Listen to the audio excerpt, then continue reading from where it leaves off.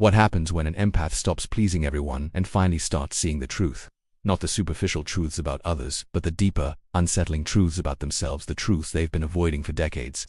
Carl Jung, the father of analytical psychology, observed that this moment doesn't make someone selfish, weak, or cold. It makes them dangerous, not to people but to the systems, the social contracts, and the invisible structures that thrive on their constant giving. Jung called this transformation individuation, the emergence of the self from the shadow of unconscious patterns. For empaths, it is nothing short of revolutionary. Picture it. You've spent years, maybe decades, navigating life as everyone's caretaker. You say yes when you want to say no. You smile through pain to make others comfortable. You absorb stress, resentment, and emotional toxicity until your nervous system feels like it's on fire. And yet, no one notices, or worse, they expect it. You have been the invisible laborer of human emotion, the silent architect of others' happiness, and yet you are left drained, unseen, and exhausted. Then something shifts. Perhaps it's a single question, whispered quietly in the corner of your mind. What if I stopped? That is the beginning of consciousness, Jung said, the first tremor of transformation. The empath who dares to answer this question honestly does not slowly awaken. They collide with a truth so fundamental it shakes the foundation of their identity. Jung called this a collision with the unconscious, a sudden recognition that everything you believed about yourself, that your worth comes from being endlessly available. Endlessly caring is a lie. What feels like compassion, Jung observed, is often survival sensitivity, a trauma response masquerading as virtue. You weren't born to carry the weight of the world. You learned to because your environment demanded it. You learned to feel responsible for everyone else's pain because saying no was dangerous or unacceptable. And here's where it gets transformative. That moment of awakening doesn't produce a timid, self-centered version of yourself. It produces clarity, a selective power that feels almost forbidden in a society built on emotional exploitation. Jung noticed this pattern over and over. Empaths, when confronted with their unconscious needs, develop what he called inflated compassion, an addiction to being needed as a means to feel valuable. The world rewards them for it, but their gift is trapped, misdirected, and ultimately exhausted. When individuation begins, that bubble bursts. The real self starts to emerge. This emergence begins with rage, not the destructive kind, but a raw, undiluted acknowledgement of being used, manipulated, and unappreciated. Jung warned that no one becomes enlightened by imagining light. Enlightenment arises from confronting darkness. For empaths, that darkness is their suppressed anger, their denied needs, the voice they silenced to survive. Confronting it isn't cruelty, it is conscious selection. Suddenly, manipulation tactics, emotional vampires, and manufactured crises become visible. No longer do you absorb everything blindly. You begin to see with precision, and the world responds. Some are drawn to your newfound presence, others resist. And that resistance is proof that transformation is happening. The first sign Jung identified is the energy shift. Instead of life force flowing outward uncontrollably, it pools inward. Social interactions no longer drain you. Absorbing everyone's bad moods becomes optional. Boundaries become not just possible but necessary. The crushing guilt you carried for prioritizing yourself starts to dissolve. You realize that energy is not meant to be squandered, that your nervous system deserves protection. The second sign is the death of the persona, the social mask. For empaths, this is the nice, endlessly giving mask that hides exhaustion and frustration. Individuation makes this mask impossible to maintain. Saying no, expressing preferences, admitting tiredness subtly. These small acts of authenticity terrify those who relied on your self-erasure. Projection is the third sign. Empaths project their generosity, empathy, and capacity for care onto people who do not possess these qualities. During individuation, this projection is recalled. You stop making excuses for others' selfish behavior, stop seeing potential where none exists, and start seeing reality. Jung wrote that what irritates us in others can teach us about ourselves. The empath realizes that frustration with selfishness stems from suppressing their own healthy self. Boundaries become sacred. The fourth sign, and this sacredness is non-negotiable. Listening to your own needs becomes paramount, and saying no without elaborate explanation becomes liberating. Those who resist your boundaries reveal that they were benefiting from your lack of them. The fifth sign is guilt disappearance. Decades of self-abandonment and anxiety about disappointing others begin to dissolve. You recognize that guilt often masked manipulation and unconscious social pressures. When someone reacts to your transformation with judgment, you no longer rush to reassure them. The sixth sign is the prioritization of authenticity over approval. You stop performing emotions to please others, stop agreeing when you disagree, stop laughing when you're not amused. This authenticity is magnetic, drawing the right people and repelling the wrong. The seventh sign is the healer turning inward. Your attention shifts from fixing everyone else to caring for your inner world. Jung emphasized that wounded healers only truly heal when they tend to themselves first. Finally, conscious connection emerges. Relationships are no longer transactional. Boundaries and mutual respect guide interactions. You give because you want to, not because you must. You love without sacrificing yourself, and the relationships that remain are authentic, chosen, and nourishing. But Jung did not romanticize this.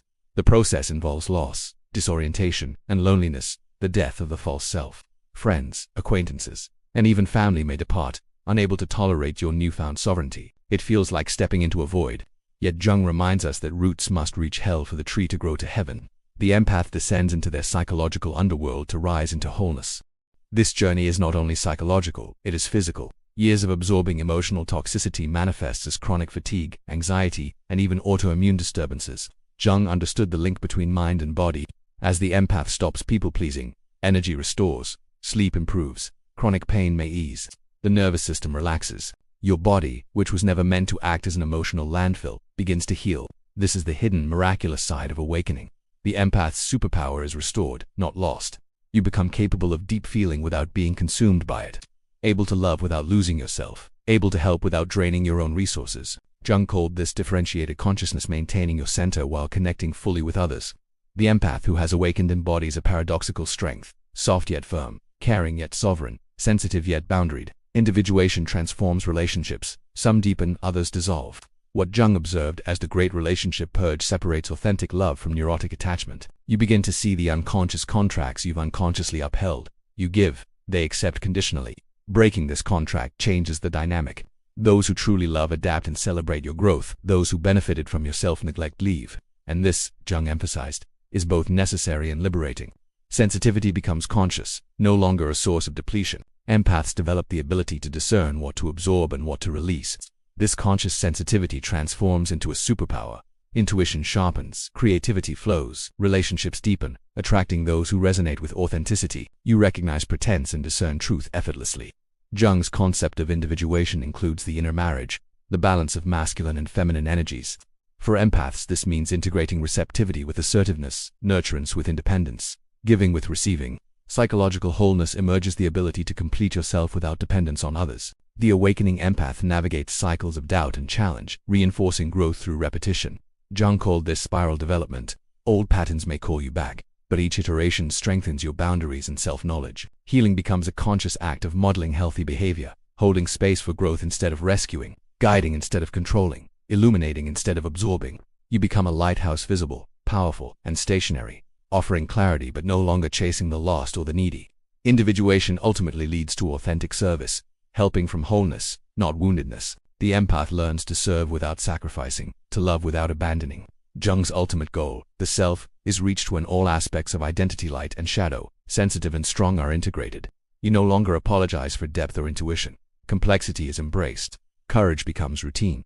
The courage to disappoint, the courage to be alone, the courage to prioritize growth over comfort. Empaths develop an arsenal of abilities when sensitivity is channeled consciously.